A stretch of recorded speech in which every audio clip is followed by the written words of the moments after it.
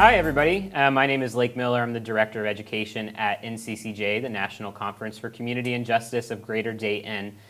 We are excited to have this opportunity to have Adrian Miller, Executive Director, and Adrian Taylor, a board member of NCCJ, here with us today and have a conversation today about what NCCJ is, what work NCCJ is doing in the community. And so we're going to jump right in with our 30 minutes today. And so I'm hoping that we can just start with a quick introduction of who you both are, if we want to start with Adrian Miller.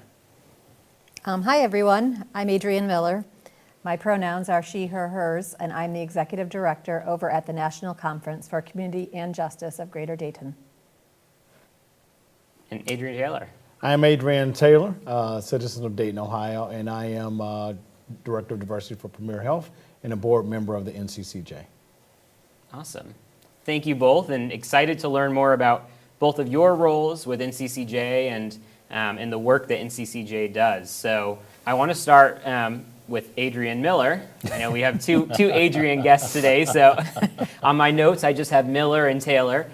So we'll start with Adrian Miller today with just what is NCCJ? That's a great question. So NCCJ is the National Conference for Community and Justice of Greater Dayton. NCCJ is a small social justice organization with a big mission. Our mission is to build a community dedicated to eliminating bias, bigotry, and all forms of discrimination. And we do that in several ways. We do it with wonderful youth programming, we do it with workplace diversity training, and we do it with community collaborations. So that's a little bit about NCCJ. Awesome. And NCCJ has been here in the community for quite a while, right? Yes, NCCJ has been in Dayton since 1978, and there was a national conference for community and justice that was around since the 1920s. And even as we were, kind of setting up for today's set, I know someone came up and was like, NCCJ, I know that name, right? I know it as the National Conference for Christians and Jews. Correct. Right. Yes, so in 1927 it started as the National Conference for Christians and Jews. In the 80s, they changed the name to Community and Justice to encompass the larger vision of the organization. And then unfortunately in 2003, the national organization disbanded, and now there are just local NCCJs throughout the country, and we are one of those. Awesome. So Adrian Taylor, you are a board member here at NCCJ. So what brought you to the NCCJ board? Oh, exactly what Adrian talked about already. She talked about its commitment to ensuring that there's honestly, it's the J in the acronym, the justice, in talking about diversity and inclusion and some of the programming that NCCJ has been about. One I'd like to emphasize, which really drew me in, was the involvement that the NCCJ has been doing with police officers and students. Incredible work that NCCJ is about. So being at the table to hear best practices, to network with other board members, and to hear some of the groundbreaking things that the NCCJ is doing is really inspiring, to be quite honest with you. And I'm proud to be a part of the group. Yeah, well, it's awesome to have you. And I agree in the sentiment that both of you express. It's really amazing things that we're able to accomplish at NCCJ. And, being in Dayton since 1978, there's a lot of legacy behind the work that has happened here, a lot of great thinkers and leaders who've come through the organization. So Adrian Miller, also kind of the same question as Adrian Taylor, what brought you to NCCJ? I first learned about NCCJ in a previous job that I had. My background is in social work, and I had been a school-based therapist at Longfellow, one of the Dayton public schools, where kids at that time went in lieu of expulsion. And NCCJ ran these wonderful teen summits. They ran them twice a year, and they brought together youth from all over the whole community, 200 kids. And I would be one of the chaperones from Longfellow to come. And I learned about this organization and the work that they did, and I participated in activities and programming, even as an adult, that really had an impact on my life. I know the programs were for the youth, but they always had separate programs for us as chaperones. And I loved it. So somebody that was working at NCCJ reached out and said, I think you should consider applying for a job. And at first I'm like, no, I have a job that I like. I'm not really looking for one. And she's like, no, you need to do it. And I'm really glad that she kept encouraging me to do this, because I found my true passion in life. I loved being a social worker, but social justice and building inclusive spaces for people, that is a true passion of mine. And I didn't even know I had it until she shared about it, until she shared about the position. So I started at NCCJ initially about 10 years ago as the Director of Education, a wonderful position, and I loved being there. I left and was gone for about 4 years at another organization, learning more about work at the bigger picture, you know, macro work, community work versus my work as a social worker doing micro community work. So it was great, and then I have been back in this position as Executive Director for the past 2 years, and I love being here. I love the work that we get to do, the impact on the youth. You know, Adrian mentioned our Police and Youth Together program. One of my favorite. Yeah. I don't know, they're all my favorites, but the Police and Youth Together program, we have been running now at NCCJ for 12 years. Police Chief Beal brought it to us, and it is a way to bring kids from all over the community together, and they sit, and every day they have breakfast and lunch with these officers, and they build this community and these families and these relationships. The kids build relationships with other kids, with officers, and the officers build relationships with other officers and the kids. It's beautiful. So, well, you know, many things that keep me here. Well, and to add to that, the first time I ran into Adrian, it was during a training session. I had just gotten into the diversity space, and Adrian was a part of a team that came in to educate a group of people from all over the community. And I had a phenomenal time. And I'm in diversity and inclusion, right?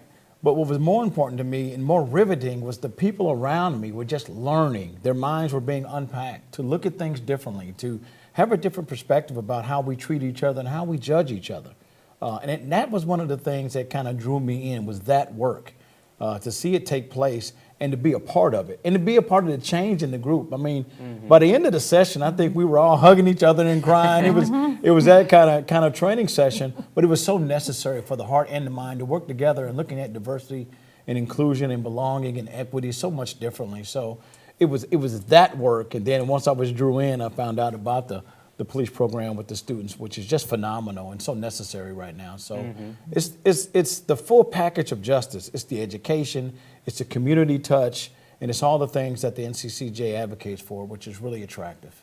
And I think you've talked, you know, about a big piece of what's happened in the last 2 years is we've seen like a lot of hatred is just a symptom of ignorance, right? Like our education system leaves a lot out. You know, I always use the example of Thanksgiving, right? Like, and I always ask people in trainings, right? Like, who traced their hand and turned it into like a turkey and celebrated this big happy feast and, you know, at school and Thanksgiving, and every person raises their hands, right? If we ask who learned the whole story, I would venture to say nobody is going to raise their hand. And so I think starting these conversations in the way that NCCJ does is so vital to move that community forward. And it sounds like that was, you know, somewhat the experience that you had at that training. Absolutely, and critical. And NCCJ is really at the hub of all of that activity. And the minds at the table are board members. When we begin to flesh out ideas, and Adrian begins to talk about, and you talk about the opportunities that NCCJ has, and I'm not sure I can talk about all the clientele, but because there's so many, but you're penetrating educational, you know, academia, the corporate America. You're penetrating offices in Dayton that people are unaware of. And it's so necessary that that type of training gets underneath the skin of citizens in Dayton, Ohio. Whether they're spiritual leaders or corporate leaders or leaders civically, it is so necessary to have these conversations. Absolutely. Yeah. So Adrian Taylor, as a board member, but also as a member of the Dayton community, as a member of the DEI space in the Dayton community, what do you see as the impact of the work of NCCJ? Well, you know, clearly it's really forcing people to look at and reimagine what it's like to be human, to be quite honest with you. I think it comes down to a human conversation. If I knew another human was being mistreated, what would I do? We can apply different spectrums. We can apply being able differently. We can apply, you know, neurodiversity. We can apply race. We can, you know, gender. There's so many applications. But at the end of the day, my humanity should stretch out to want to make sure that equity is in place, and that it's stabilized, and that it's doing something to make the community better. That's what Adrian and the team and yourself do. You approach it, and you have a conversation in a way where people can digest it. It's tough conversation sometimes. The dialogue, it's meaty. It's not for the faint of heart. But for those who want to engage, I think the NCCJ does a fantastic job of helping people realize that we all have a stake in humanity and we need to do something about it. Go ahead. I think that what Adrian said, we work really hard when we bring people together to create that safe space for everyone to get together and have these conversations. For some people, it's the first time they're having conversations about race and inequity. I remember the first time that I met you at that training. You remember that? I do remember it, and I remember you saying, you didn't tell me I needed to bring tissues. Because it was a great group. We really got into different things, but we continue that. It happens all the time when we do our programming together, both with youth and in the workplace environment, and that's it. I feel so privileged to be able to be a part of these conversations with people. It is an honor that they are willing to be vulnerable and open up about issues in their lives that they've never talked about. We had somebody once that said, I've never said this aloud.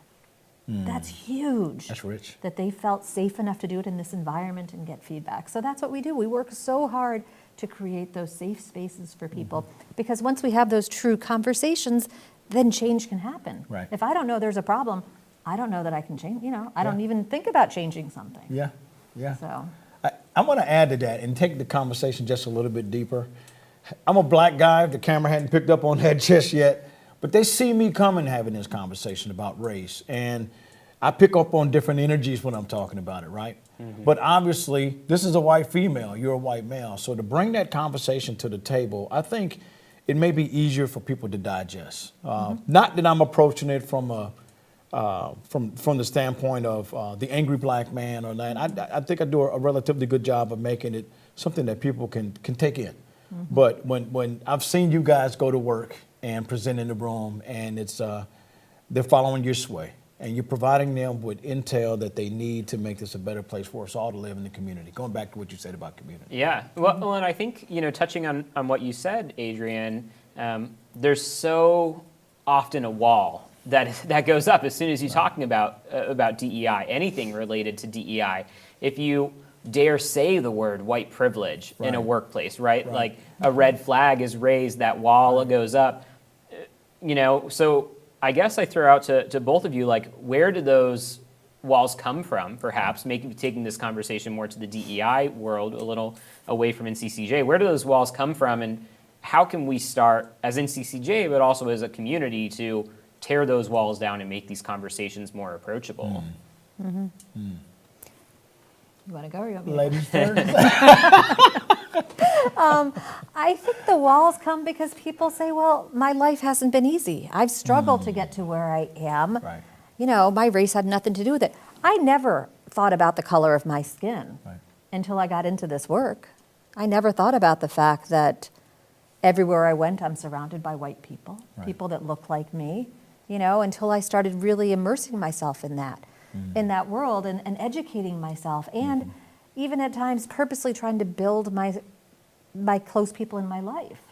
You have to make a conscious effort to step out of your comfort zone or the zone that you were raised and live in. I was surrounded. I went to a high school. I graduated with 250 kids, and I think 4 people were people of color. And that was the environment I grew up in. I live in a community that is primarily white people. But I have a lot of diverse, wonderful people in my life because I've been to places and built those relationships. But I think that privilege comes from the fact of, well, life was hard. My skin had nothing to do with this.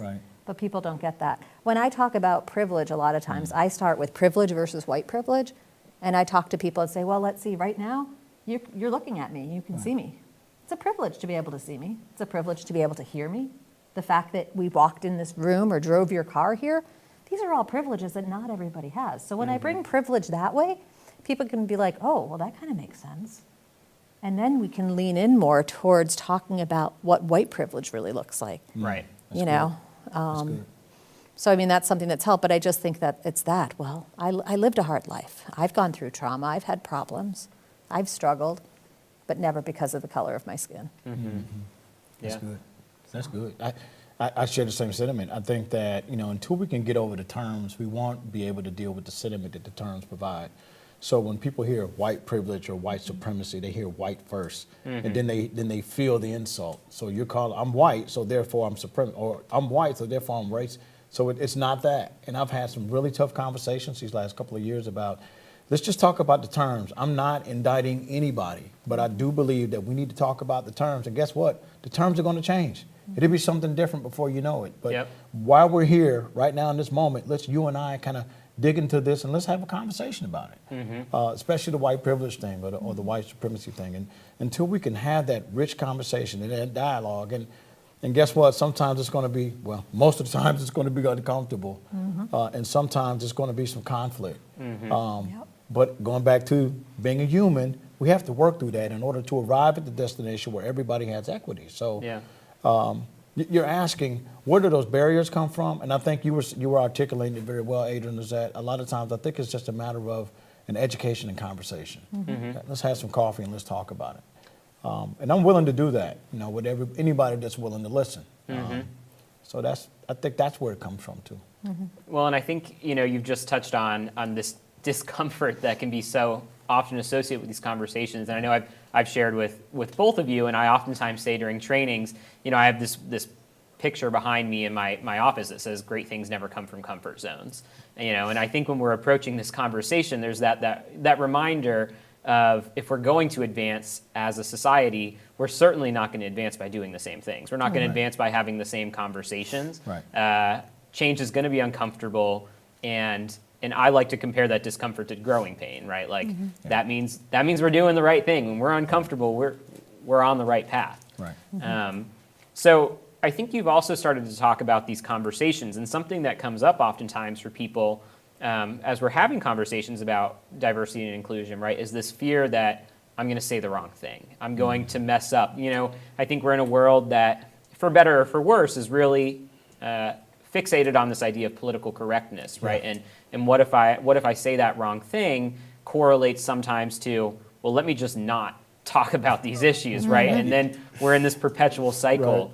So I guess let's start with Adrian Taylor. What do you say approaching these conversations? You just invited the whole community to have these conversations with you. So what do you say to that person? Give out your cell phone number. What's your number again? You heard it here, folks. But what do you say to that person who's like, how do I approach this conversation without saying that? And also knowing, as a black man coming to that conversation, that there's going to be those individuals who, like you said, that puts up a barrier as well. Well, great question. Great question. Like, and I want to say something too. We got this cancel culture, right? So as soon as you say the wrong thing, you're out of there, depending on who you are, your star status.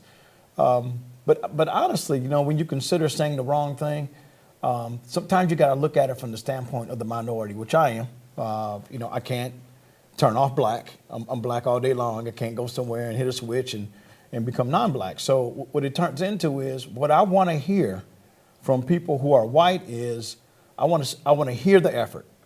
And when I say hear the effort, I mean I want to hear it in your inflection. I may get this wrong, but I want to ask you something.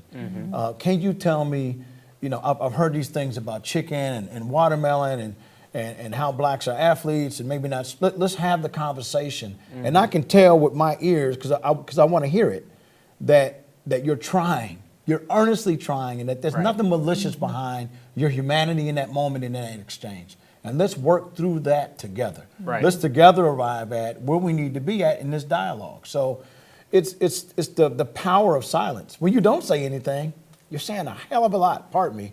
And when you are willing to step out there and say something, I'm seeing courage. I'm seeing the willingness to get involved in the conversation and dialogue that's necessary to bring equity and to bring a commonality to humanity when it comes to opportunity. But to say nothing is more devastating than to stumble over a few words. Right. So, and that's where, to your point, the sign on the back of the wall again, what is it? Great things never come from comfort zones. So it's uncomfortable getting stuff wrong. And by the way, I'm going to get some stuff wrong, and I have. But I always try to meet that with just being kind of authentic and being myself in that moment and not serving any malicious purpose. Does that make sense? It makes a lot of sense. And I think great things happen from those uncomfortable conversations. If you ask something, it opens up opportunity to grow and learn. If you never ask, you're always going to have these ideas that were, given to you, the messages through media or other avenues that aren't always accurate. Back to Thanksgiving. I thought when I was a kid, Thanksgiving was this happy celebration. Everyone had a great time. I know that's not the reality now. but it took learning and having to relearn history. Right. Or learning accurate history. Right. But those uncomfortable conversations, when we talk about them, that gives opportunity for growth and connection. And those are great things. That's good, Adrian. You got a great name, by the way. Well, go ahead. Just one more last thing. And I think when we're talking about these courageous conversations, they've got to be met with no rules. So I've read a couple of books, and I've seen this dialogue written where people would say, listen, we could talk about race, but let's be sure that you're not emotional, and they kind of want to vanguard everything that takes place in that conversation. Listen, it's a tough conversation, and I may cry, and I may get a little loud, and I may be a little emotional. Allow me the privilege of having that experience, right. and don't have the privilege of telling me how I need to show up in that dialogue. So when we're having that real conversation, it's got to be real, or let's not have it. Right. Well, and I think it's interesting, right? I mean, we do a lot of work here with young people, and when we look at our youngest members of our society, they ask what they think. There's no holding back on, this is what I'm curious about, and I'm going to understand, and it's not malicious, it's not to harm anybody, but I'm a young person trying to figure out the world.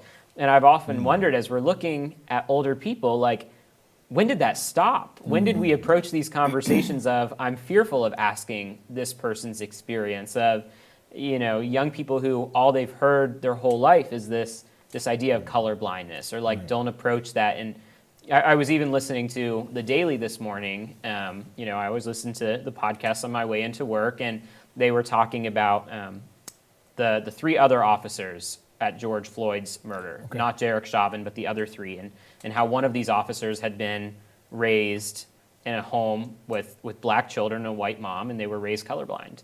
And this was a black officer, and he talked to them about this experience that he had where they all traveled out west, and he was with another black gentleman who had a darker complexion than him, and everyone was looking at them funny, and he didn't understand why. And the guy was like, it's because you're with me. Like, it's because everyone sees my skin and everyone sees that. But it just really, to me, got me thinking. I've been thinking all day about this, of like, if we don't have those conversations, if young people don't get to explore things and ask those questions, if we feed them that narrative where we can't pursue these topics, that's all we ever know, right? And then we grow up to be professionals who are afraid of asking, hey, what is your experience based on this, And that's good. And like you said at the very beginning, like, you're a black gentleman sitting here in front of us today. It's not a surprise to you. No, not at all. So when people are starting these conversations, right, we know, we've talked about, like, diversity work is hard, diversity work is uncomfortable. So when people are starting these conversations, what are realistic, tangible things that folks can do to get involved in this space? We'll start with Adrian Miller. One of my favorite responses to that question is, as far as how to get involved, is to consciously go out and meet people that look different, think different, pray different, eat different than you. Like that. Go out and build relationships with people. Like that. Go to spaces where you can meet somebody. Pre-COVID, and hopefully someday we'll return to it, there's all these wonderful cultural festivals here in Dayton. That's right. So go to them. Try some food that you've never eaten. I'm always about the food. Come on, let's go. Let's go now. I know. So go there. Go attend a faith-based service that you've never been to. Learn about another religion. Attend different events, cultural events, musical events, theater events. That's good. I think that's such an easy way, because then a lot of times the people that are there are going to maybe be more diverse than you in a different way, offer a different level of diversity. So that's always my favorite thing to do. Another, I think, is a way of learning is, you mentioned podcasts. Podcasts are great. Yes. Great. Listening to different podcasts, commutes. I mean, if you have a 20-minute commute, you got 2 podcasts a day that you can listen to. I find when I listen to podcasts, you're the one that encouraged me to do that takes the younger generation, right, to teach us. I love it. My commute goes so much quicker when I listen to a podcast. Yeah. And I've learned something along the way, so it's just a win-win. But my favorite is just to purposely go out and meet different people and do things. And if somebody's interested in a podcast, a good starting place would be? NCCJ has There a it is. wonderful podcast called Gem City Diversity. You can hear Lake on that, and he interviews him and some of our other coworkers interview wonderful different people. There was a great series with some people from the deaf community. We've had episodes about code switching, LGBTQ. What are some of my other favorite ones that I've listened to recently? They're all wonderful. I enjoy them all. Highly recommend listening to them. Some of them are shorter. And we have a youth-led program where we have young high schoolers interviewing other high schoolers or interviewing other people. So we love to give voices to other people within the community, or to everyone in the community. And those are great tools for those that want to learn more about the millennial generation. That would be great. Wouldn't that be great? Well, Adrian, did you want to share any kind of starting places? So there's a couple of different ways in regards to starting places. There's that, and I employ all of those tactics. And I love going to the festivals, especially the one downtown I miss. They haven't done it in a while. Just at the convention center. The affair, The World Affair. World Affair, that's it. I mean, because you can get it all right there. I mean, Yeah. it's all Great in one. here, and the food and everything else, the dancing, the singing. Yep. But if we're talking about starting in the conversation, I think it's important that if we're sitting down and you and I are talking, be present, right? Don't be on the phone. Provide eye contact. Let me know you're listening by throwing something back that I just said. Yep. Report back to me. Take notes. Ask if it's okay if I take notes. And be in the moment and say, you know what, I don't know about that. Let me follow up and follow up. So if we're starting that conversation, getting into and make sure that the space is safe. Maybe shut the door. Don't leave the door open. And if the phone rings, don't pick it up for crying out loud. Be in this moment. If you want to get that conversation started, there's just some things that human to human, just give me everything you got in this moment and don't give it to anybody else. Absolutely. Yeah, I know we live in this world of constant distractions, and I think, Zoom is compounded that. I always tell people I have 3 computer screens, in my office. Who would have ever thought that would be the world we live in, right? It is easy for those distractions to come on through, and it's a really genuine moment. And we say this with our young people all the time, like when someone can ask your opinion, can have that conversation, and they genuinely hear what you want to say, that's something that we don't get oftentimes. And I think especially in these last 2 years, that genuine human connection is something that many have really missed. So I know we have just a couple minutes left, but I want to take a moment just to say, if somebody wants to get involved with NCCJ, Adrian, what would be the process to learn more about NCCJ? Well, there are several different ways to learn more. One, you could call us. Our number is 937-222-6225, or you can go to our website. Lots of great information on our website at Yes.